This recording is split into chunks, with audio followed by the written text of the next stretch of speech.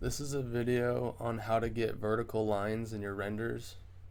Uh, Doing this is going to give you the most realistic representation of your building. Uh, I don't have like a set formula, it's more just like a couple of tips that help you get there, and at the end of the day it's pretty much just me eyeballing it. But one of the tips is to set your lens length, and I usually set it to 50, which is the default, but a lot of times people set it to 20 because it makes it easier to get the whole building in the picture and kind of makes it look cool.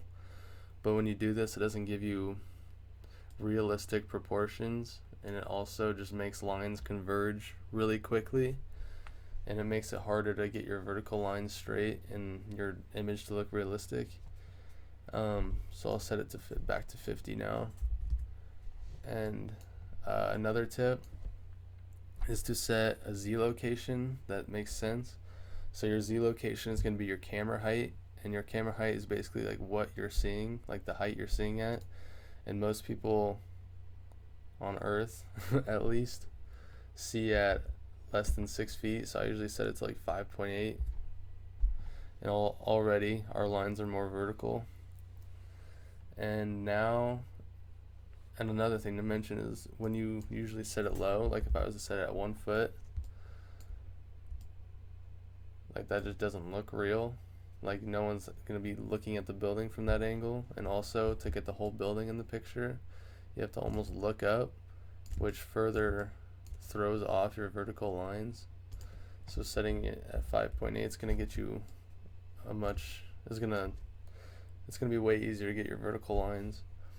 And then after that, it's pretty much just eyeballing it. So I'll just hold Control and Alt and then right click and drag until it looks straight with this sidebar at the side, which I know is vertical. And now that looks vertical, but now my whole image isn't in the picture. So now I'll hold Shift and right click and drag up until it's all in the picture. And it still doesn't look like it'll be all in the picture. Actually, that doesn't work either because it throws off our Z location. So set it back to 5.8. We're not all in the picture. You gotta just zoom out. And if you can't zoom out far enough because there's a building behind you, you might just have to do 2 composite renders.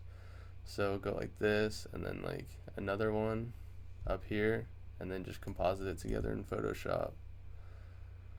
But yeah, that's pretty much it. And then the next video will be about the step after this for me.